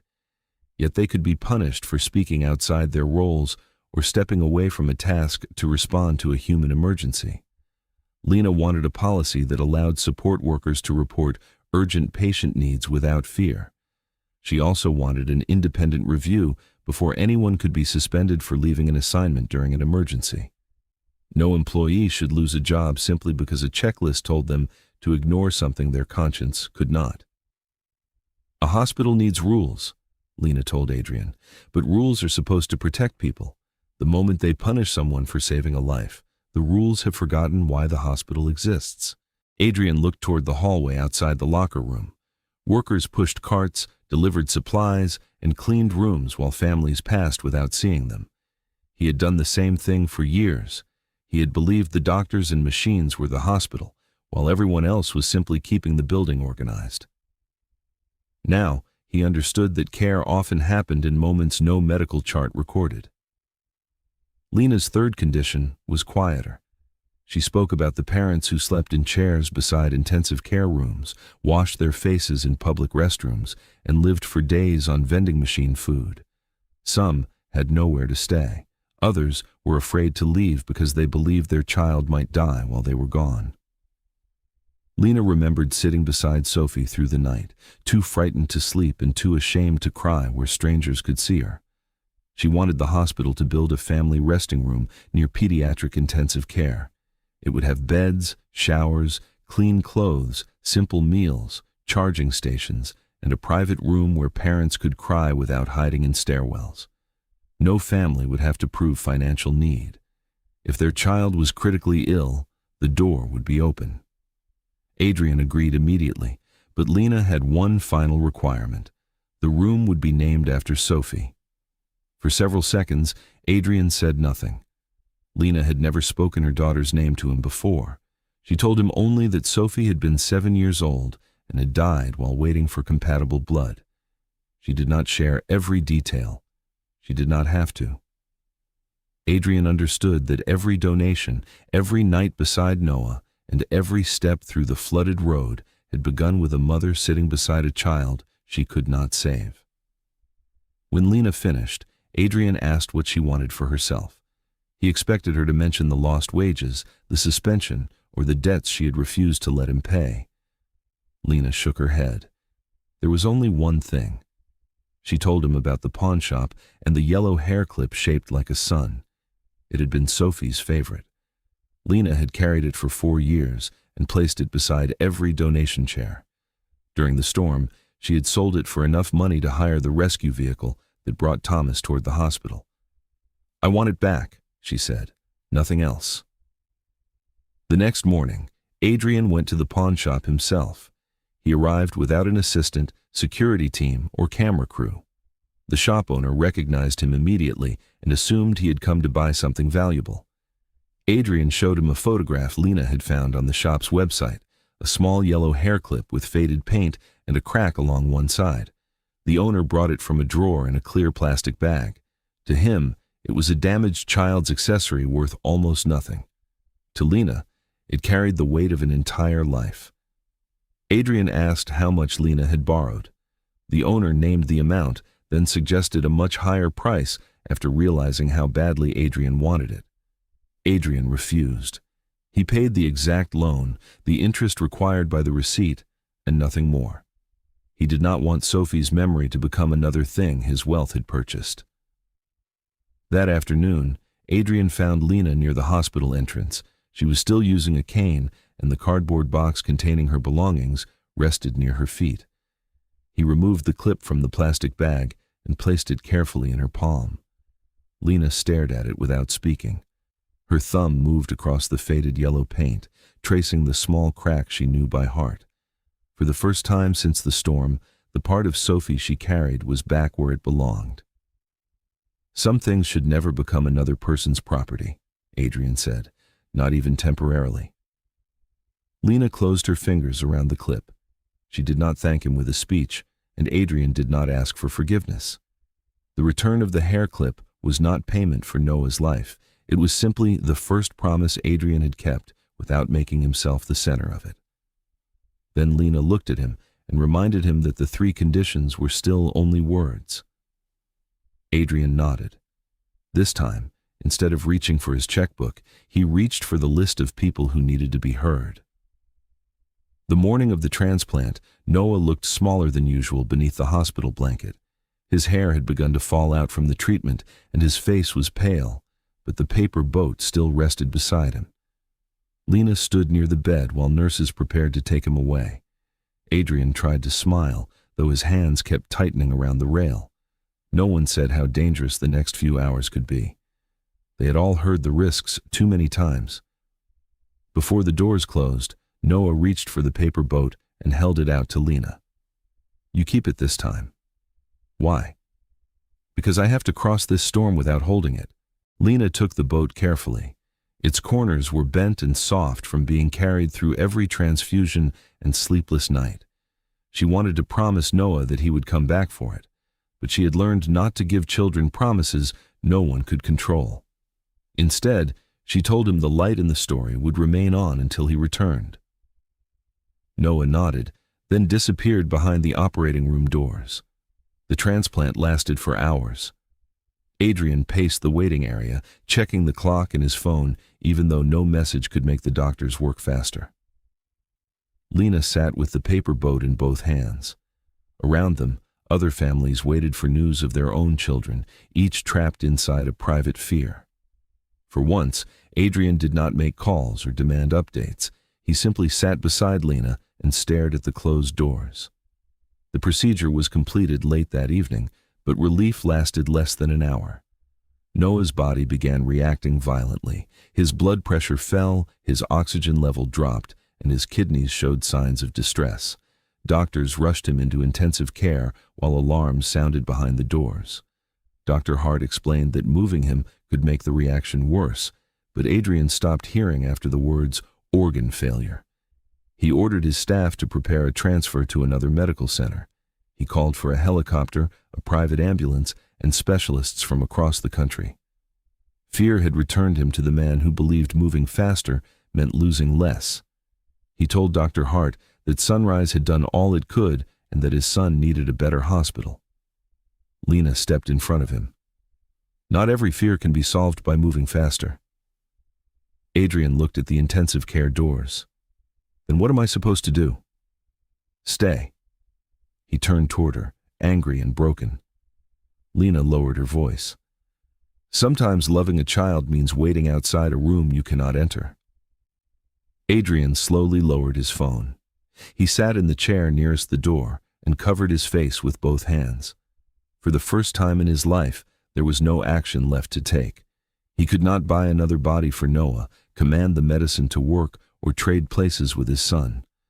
All he could do was remain close enough that Noah would not be alone if he opened his eyes. Hours passed.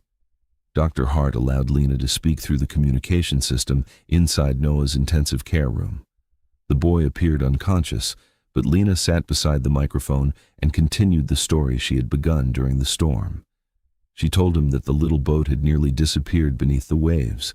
The sail had torn, the water had filled its wooden floor, and the shore was still too far away to see. But somewhere beyond the storm, a lamp remained lit. The boat could not see the person holding the light. It did not know whether the shore was 1 mile away or 100. It knew only that every time a wave lifted it above the darkness, the light was still there. So the boat stopped trying to defeat the ocean. It survived one wave, then one more, and then another. Adrian listened from the hallway. He realized the story was not only for Noah, it was for him too. Lena had spent years living through a storm she could not escape, yet she had kept a light burning for children she had never met. Now she was doing it again, speaking into a microphone while machines kept Noah alive on the other side of the glass. Near 3 in the morning, Lena's voice began to weaken. She had barely slept for days, but she continued. She told Noah that the boat had reached the final stretch of water where the waves were strongest. It was tired, damaged, and afraid. Still, the light had not gone out.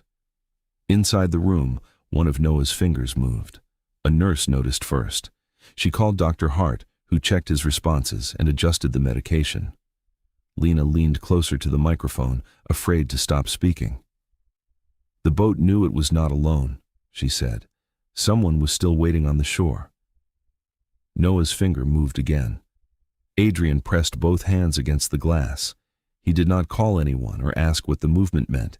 He simply stood there, tears running down his face, and whispered for his son to keep going. Near dawn, the numbers on Noah's monitors began to improve. His blood pressure rose slowly, his oxygen level steadied, and his kidneys began responding to treatment. The doctors warned that he was still in danger, but for the first time that night, the direction had changed. Noah was no longer moving closer to death. Lena remained beside the microphone until Dr. Hart finally opened the door. Noah's eyes were barely open, and his voice was so weak that everyone had to lean closer. I found the light. Lena pressed the paper boat against her chest. Adrian lowered his head beside the bed and began to cry. Outside the window, morning light spread slowly across the city. The longest night was over.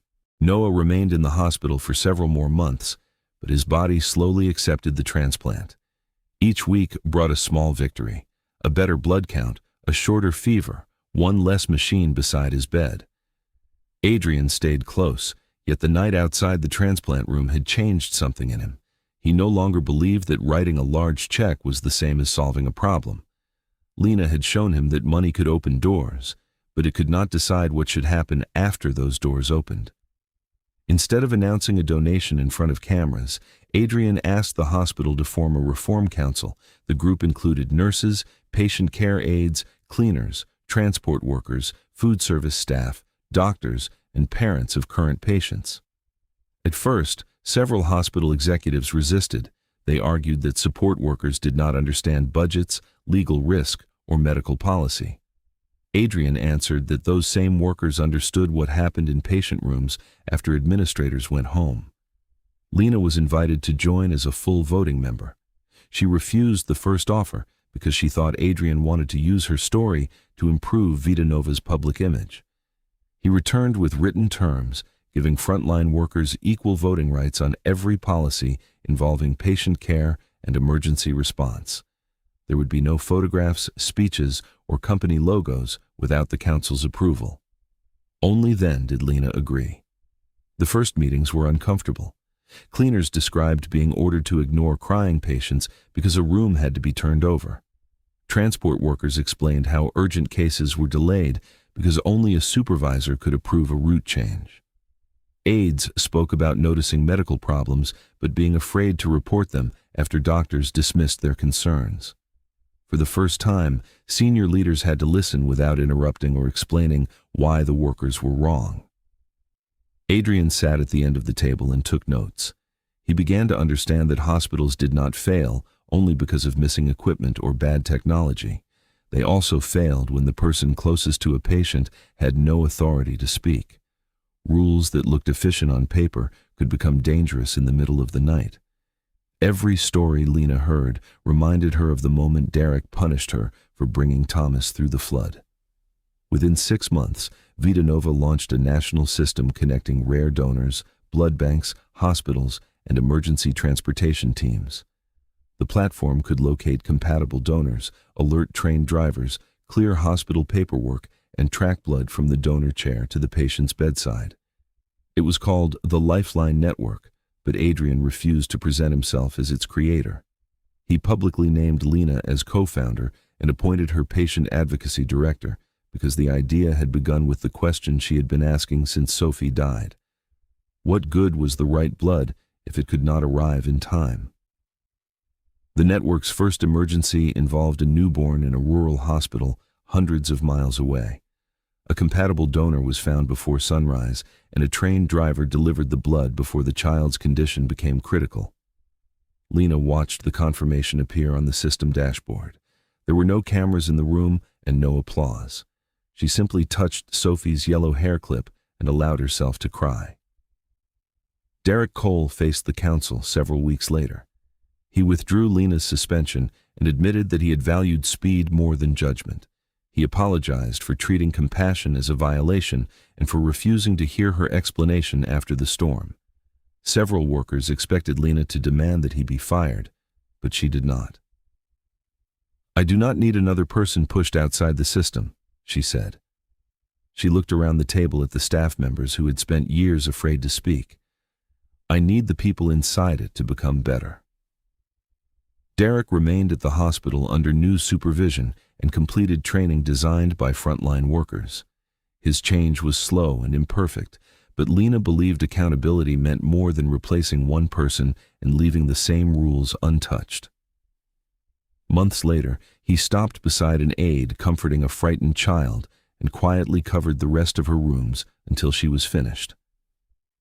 The family support room opened beside pediatric intensive care the following spring.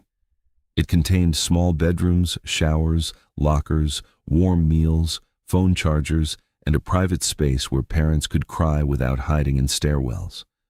No family had to prove they were poor enough to enter. If their child was critically ill, they belonged there. Above the entrance were the words, "Sophie's room." Inside, a mural covered one wall. It showed a little girl wearing a yellow sun-shaped hair clip while standing beside a light on the shore. In the dark water below her, a paper boat moved through a storm. Lena stared at the painting for a long time, remembering the daughter she could not save and the boy who had survived because her grief had refused to remain only grief. Adrian stood beside her but did not make a speech. He understood that the room did not belong to him. It belonged to Sophie, to Lena, and to every parent who had ever waited beside a child while pretending not to be afraid. His transformation appeared most clearly in smaller moments. He began learning the names of the people who cleaned Noah's room, delivered his food, changed the sheets, and pushed his wheelchair to therapy. He asked about their families and remembered their answers. At first, some workers assumed he was preparing another public campaign. Over time, they realized he was simply trying to become a man who noticed.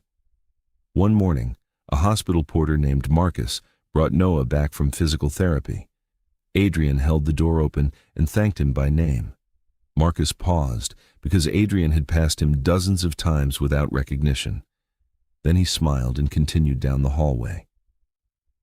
It was a small moment. It did not erase the years Adrian had spent looking through people. But Lena understood that real change often began that way, not with a building named after someone or a check presented beneath bright lights, but with one person finally seeing the human being standing directly in front of him. 12 years passed, but Lena never stopped working nights completely. She had finished advanced medical training and become a pediatric hematology nurse practitioner at Sunrise Children's Hospital. During the day, she reviewed blood disorders, adjusted treatment plans, and helped families understand diagnoses that frightened them. A few nights each month, she still walked the quiet halls after most doctors had gone home. She remembered that children often became most afraid when the lights were dim, their parents were exhausted, and every sound from a monitor seemed louder. Sometimes medicine was the answer. Sometimes a child simply needed someone to sit beside the bed until morning. Noah Sterling was now 18 years old. The transplant had worked, and although he continued to attend regular checkups, he had grown into a healthy young man. He was tall, curious, and preparing to begin college in the fall with plans to study medicine. He still kept the broken astronaut from his childhood in a drawer, along with the picture of the lifeline lady he had drawn when he was 6. The original paper boat had been preserved inside a small glass frame because its folds had become too fragile to touch. Whenever Noah looked at it, he remembered the voice that had guided him through the longest night of his life. Adrian had planned a large celebration for Noah's 18th birthday. He offered to invite friends, rent a restaurant, or take the family anywhere Noah wanted to go. Noah thanked him, then asked for something much simpler.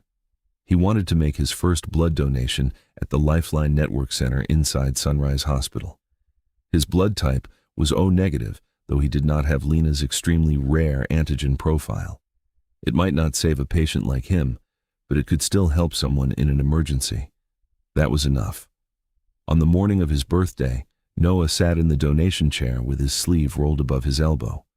Lena stood beside him while a nurse prepared the equipment. Sophie's yellow sun-shaped hair clip rested on the table next to the framed paper boat. Adrian watched from across the room, holding Noah's jacket and trying not to show how nervous he felt. No one introduced him as a billionaire, a founder, or a medical innovator. That morning, he was simply a father watching his son offer a piece of himself to a person they would never meet. Noah looked at the needle, then at Lena. "Were you frightened the first time you donated?" Lena smiled, terrified. "But you still did it." Courage is not having an empty place where fear should be. She took his hand. Courage is knowing someone may be waiting on the other side of your fear. Noah nodded and looked away as the needle entered his arm. The pain lasted only a moment. Soon, dark red blood began moving slowly through the tube and into the collection bag. Adrian watched it fill, remembering all the times he had stood beside Noah's hospital bed and prayed for a bag exactly like it. Back then, Blood had meant one more month, one more morning, and one more chance to hear his son laugh. Now, his son was the person giving that chance to someone else. Lena watched Noah's face and remembered the small, pale boy who had once held a paper boat against his chest. She remembered his frightened question about the anonymous woman whose blood made him strong. She also remembered Sophie asking whether donated blood knew which child was waiting. For years, Lena had carried that question through every donation, every hospital shift, and every meeting that built the Lifeline network. Looking at Noah now, she felt she finally understood the answer. Blood did not know where it was going. People had to care enough to help it arrive. When the donation was complete, the nurse removed the needle and placed a bandage on Noah's arm. She lifted the blood bag, checked the label, and carried it toward a secure door. Above the entrance were the words, "The Lifeline Network. Every life deserves to be reached in time." Noah watched until the bag disappeared from view. Will the person receiving it know it came from me? Lena shook her head. Probably not. Then how will I know it mattered? Lena looked at Sophie's yellow hair clip beneath the morning light. Its paint was still faded, and the small crack along one side had never been repaired. She had once believed it was the last piece of her daughter she had left. Now she understood that Sophie also lived in every child reached by the network created in her name. Someday, that person may help someone else, Lena said. You may never see it happen, but your kindness will still be moving. Noah looked toward the door again. Somewhere inside the hospital, his blood would be tested, processed, and sent to a patient who might never know his name. There would be no thank you letter, no photograph, and perhaps no moment when he learned exactly what his donation had done. Yet he no longer needed proof. He had spent his childhood living because a woman had given without knowing him. Now he understood that kindness was not less meaningful because it remained unseen. Adrian approached and placed a hand on his son's shoulder. For a moment, he remembered every person he had once walked past without seeing, the aides, cleaners, drivers, nurses, and anonymous donors who held the hospital together. He could not change the man he had been, but he had spent 12 years trying to become someone better.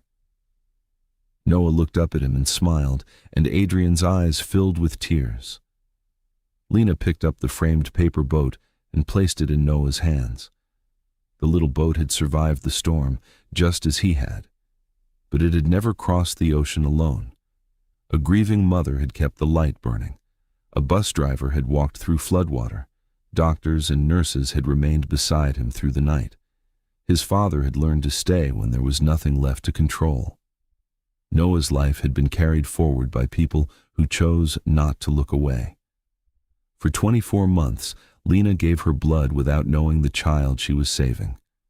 Years later, when that child offered his own blood to a stranger, they finally understood that kindness never ends with the person who receives it. It simply finds another heart and continues.